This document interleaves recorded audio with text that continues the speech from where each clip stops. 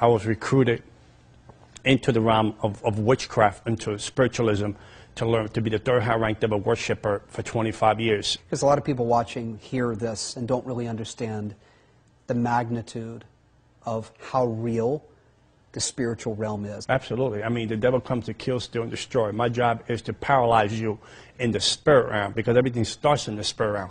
If I can paralyze you in the spirit realm, then whatever has to happen in the natural won't happen. So I will operate in the spirit realm. The spirit realm is more real than the realm that we are in now, because everything starts in the spirit realm. It's more real than the oxygen you breathe. What's happening in the spirit realm? There's a war taking place.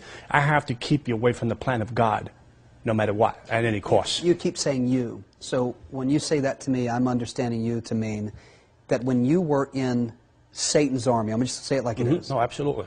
You would actually take on the role of a soldier for the devil. Yes.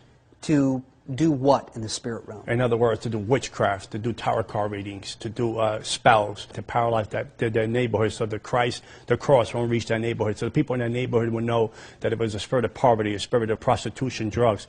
I feed that spirit in the neighborhood to control that neighborhood, so the cross of Jesus Christ will not come into that neighborhood. If you're a believer, to make you believe that the Christ you serve wasn't real, he was a fantasy. The cross is a fantasy. The cross is a figure of your imagination. I was very good at that. I had like a PhD doing that. Wow. And then after that, I discredit the cross, because I have to discredit the cross, because if I can discredit the cross, you have nowhere to run to. Sure. So you were vulnerable. You were in the middle of nowhere. So now I can come and attack. It's like a lion. He chased the hurdle. He goes after the weakest prey. And then he attacks and he focuses on that weakest prey, so he brings us down. So I have to separate you from the cross. So I'm able to separate you from the cross and to make it a figure of imagination. I knew that there was gateways and portals that you were open because you were struggling. So I would hold on to that and then bring you down. Well, I would sit in the church. I would go to church as a demon man and sit in the church and break the unity of the church, or break the unity of the spirit going on, so people won't get saved. Wow. What was your goal? What was the game? What was the end game? Move up the ranks as a devil worshiper. Move up the ranks, make my daddy proud. Did you fulfill my assignment? Did you actually see things you couldn't explain take place? I would sit with the devil like I'm sitting you with today. I would talk to the devil all night long. He would manifest in human form. He would come into my house. The presence would change. The atmosphere would change.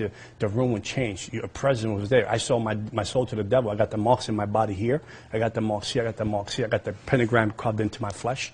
So I would sit with the devil all night long and speak to the devil, because the devil wanted fellowship. Now, John, you can appreciate that's hard to believe.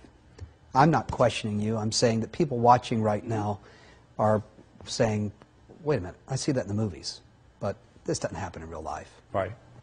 How do we respond to that? I mean, you really saw the devil. Yeah, absolutely. Sat with him, sat with demons, principality. There's two worlds. There's the kingdom of darkness and the kingdom of heaven. There's people that seen angels. There's people that had an encounter with Christ. So if you can see that, then there's a devil. Sure. There's an opposite. Right. If you can't just believe part of the Bible. Exactly. You can't believe in miracles and not expect to see them. You can't believe in that Jesus raised from the dead, right, and not believe in that kind of real supernatural world is what you're describing. Right. And you saw it. I saw it. I lived it for 25 years. I mean, you can't, Jesus talked more about demons, cast out more demons. Wasn't that a third of his ministry? Exactly. Why do we not see more of that today? Because the church is preaching people happy, they're not preaching people free. Say that again. The church is preaching people happy, but they're not preaching people free. Christians are coming in bondage, in shackles, and strongholds, and generational curses in the pastors. And no disrespect to anyone's ministry, because I'm a Christian, I'm a believer. I'm on the side, I'm on the right side, but I can't preach you free, but I'm preaching you happy. Right. You know, it's like a sugar rush. I'm giving you a sugar rush, but I'm not really, you're not being healed, you're not being delivered, you're not being set free. Right, well, there's a place for that. I mean, I would agree there's a place for that kind of ministry. But equally, there's a place for someone to be able to speak into a circumstance with real experience, who has experienced, lived, been deep in the demonic world, and can say to someone that is just trying to live happy, it's not a matter of state of mind. It's not a matter of just feeling happy. You've got some gateways in your life that you've got to shut. We've got to do some spiritual surgery, if you will, Exactly. to get them out of the ditch that they're in. That's what you're describing. Right. And that's your exactly. ministry. And that's my ministry. That's My your ministry is to come to set the captives free. People have forgot to know that there's a devil to fight. There's demons to cast out. There's a world of darkness that we're in a battle for souls. Sure. Who's going to win souls? Jesus going to win more souls, or the devil is? It's really what it's all about. Exactly. You know, it is a battle for souls. So spiritual warfare is needed. I mean, the Bible says it's clear. I mean, when I read the Bible, it comes so much to life. It said the kingdom of the light. I used to project. I used to leave my body home, and I should project to go to different neighborhoods and put curses in the neighborhood, because whatever you can curse on the spirit realm is able to come out of the natural. In the only neighborhood that I was not able to curse, it was a Christian that were praying for the neighborhoods. They had a circle of unity, praying for the neighborhoods, and they used to chase me out to prayer. Wow. It was one accord, one unity, praying in the spirit, casting out demons, healing the sick. People need to see the power of God against the power of darkness. And I would submit that most people watching have never really experienced the power of God. No. They've never seen what you're describing. I mean, I came from a kingdom of darkness. I had $100,000 witchcraft stuff in my house. I had human bones in my house. If I would tell you I was going to kill you in 30 days of witchcraft, I was going to kill you in 30 days of witchcraft. So today, Jesus had erased everything and took my mess and made it a testimony. Wow. And now I'm educating the body of Christ that there's a devil out there that we need to fight. I'm educating the church, the spiritual warfare. We need to stay free.